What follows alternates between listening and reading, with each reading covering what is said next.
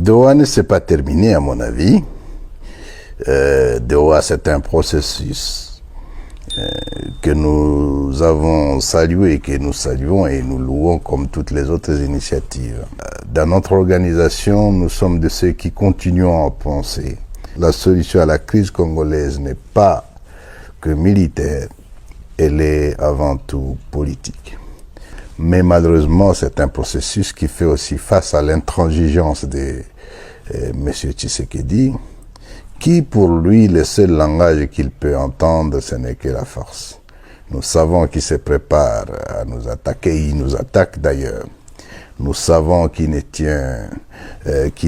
considère pas cette initiative de Doha comme une option. Il suffit de voir la qualité des membres de la délégation qu'il envoie. On continue à faire confiance à la médiation. De notre côté, nous avons montré la bonne foi. La bonne foi se résume au fait que nous nous sommes retirés de nos propres grés de Walikale. La bonne foi, c'est que nous avons libéré 1400 éléments des FARDC qui étaient encore bloqués au niveau de la MONUSCO. Et cette libération s'est faite sans contrepartie. Parce que nous aussi, on a des prisonniers qui ne veulent pas libérer.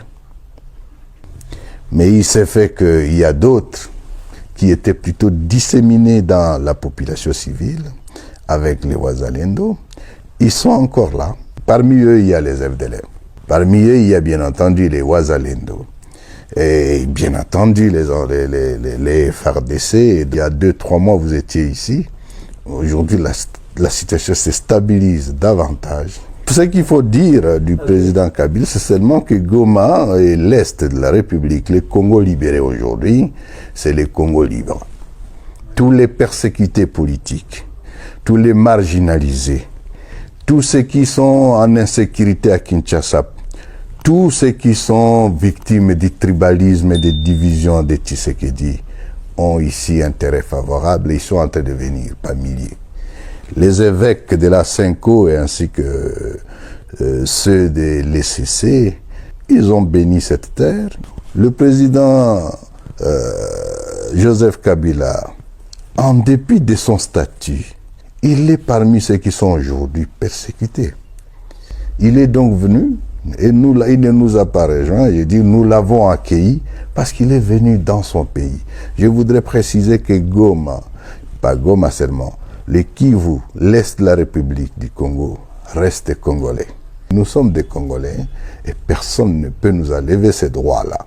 Alors le président Kabila est venu chez lui, il sait qu'il ne peut pas faire à Kinshasa, parce que là on a la machette pour couper la tête des gens, pour arrêter tout le monde, le mettre dans des cachots cachés. Vous savez ce qui se passe aujourd'hui, surtout lorsqu'il s'agit des Baswahili. Ici, nous sommes dans le Congo libre, où vous n'avez pas la discrimination, où nous avons le vivre ensemble, où nous avons compris que personne n'a fait le choix d'être Tutsi, d'être Hutu, d'être Houndé, d'être Muluba, Mungala, non. Mais nous sommes tous des Congolais et le vivre ensemble, la réconciliation nationale, c'est ça ce que nous vivons ici. Rien que cette semaine, plusieurs personnalités sont venus à Goma. Les uns publiquement, mais d'autres surtout pour éviter des représailles à Kinshasa. C'est toutes les Swahiliphones, c'est les gens de l'Est. Et c'est une politique bien conçue. 29 généraux de l'ADF-RDC sont arrêtés aujourd'hui et certains meurent en prison. Et 95% de ces généraux, ce sont les Swahili, surtout Katangé, du Kivu et Turi. Combien sont-ils les hauts officiers, comme les colonels, les majors, les consorts et d'autres qui ne sont pas connus? Aujourd'hui, vous savez, dans la vie que mène la population à l'Est, leur argent est bloqué par les banques. Tshisekedi n'aurait jamais bloqué les banques si c'était au Kasaï. Il le fait parce qu'il veut punir la population de l'Est, les Swahiliphones. Et le monde entier s'était là-dessus. Cet argent n'appartient ni au Trésor, ni à Tshisekedi, et moins encore aux banquiers. c'est l'argent de la population. Mais on les punit, on veut décimer cette population. Je vous répète encore que ça aurait été au Kasaï, il n'aurait pas fait ça. C'est un tribaliste. Mais il répondra de ses actes. Je voudrais affirmer que le Congo est un et il restera un. Nous sommes devenus l'alternative face au désordre qu'il y a à Kinshasa. Et aujourd'hui, ils sont là pour récupérer, essayer de ramasser ce qu'ils peuvent encore prendre parce qu'ils se préparent à partir. Ils sont tous dans la compétition des vols. C'est des voleurs, des escrocs.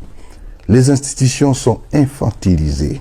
C'est une bande de voleurs et que les Congolais ne veulent plus voir. Êtes-vous passé à Kinshasa ces jours-ci? Non, c'est la ville la plus sale qui soit. Mais c'est-à-dire c'est une incapacité, une incompétence. Monsieur Tshisekedi a pris le pays, considère que le pays ne peut être dirigé que par sa famille, son clan et sa tribu. Il n'y a aucune nomination sans qu'il y ait quelqu'un de sa tribu là-dedans. Et ça va dans tous les domaines. Le recrutement dans l'armée, si on dit qu'il a détruit les FARDC, les 5 derniers recrutements qui se sont faits, il fallait être originaire du Kasaï, donc les Baluba en général. Le Congo est une mosaïque de tribus et d'ethnies. On en compte autour de 450. Et lorsque vous rejetez les autres en ne s'occupant qu'à son clan, c'est ça un problème. Je ne suis pas en train de dire que non, les Kassaïens n'ont pas droit. D'ailleurs, il leur rend un mauvais service. La taxe RAM, c'est une taxe collectée sur toute la population du Congo. Tout l'argent a été envoyé plutôt pour construire une université à Mbujimaï. Et même alors, ça n'a pas été, tout l'argent a été détourné par les mêmes personnes. Le message aux Congolais, c'est que l'Alliance Fleuve Congo AFCM 23 est là. Elle constitue aujourd'hui l'espoir. L'armée qui a été détruite, il y a l'embryon de son armée qui est en train de se consolider. Armée professionnelle et qui sait faire la guerre. Bravo à son état-major et à son commandant, le général Makenga. C'est la prochaine armée de la République démocratique du Congo. Le deuxième message, c'est que ils ne seront pas déçus. Nous savons qu'ils nous attendent. Le vrai problème du Congo, le premier problème, c'est sa sécurité. Les tueries à Ituri, à Beni, dans d'autres espaces. Leur problème, le deuxième, c'est que les Congolais ont faim. Comment maintenant améliorer la qualité de la vie du Congo? Il faut lui donner il faut lui donner ce qu'on appelle d'abord sa dignité. Un parent qui ne sait pas comment ses enfants vont manger, il n'est pas digne. L'objectif étant que notre offre politique, c'est faire du Congo un business land. D'un État failli à un État moderne, zone d'opportunité pour tous. Avec un Congo réconcilié avec lui-même, vivant en paix, vivant ensemble, mais vivant aussi en paix avec ses pays voisins. Nous sommes arrivés à la fin de cette édition. Merci à vous de nous avoir suivis jusqu'ici. Si vous avez apprécié ces contenus, n'oubliez pas de vous abonner à notre chaîne, d'activer la cloche de notification pour ne rien manquer de nos prochaines vidéos. Likez et partagez cette vidéo. Pour toute question, préoccupation ou soutien de la chaîne, n'hésitez pas à nous contacter sur le +243 99 48 74 161. On se retrouve très prochainement. À bientôt.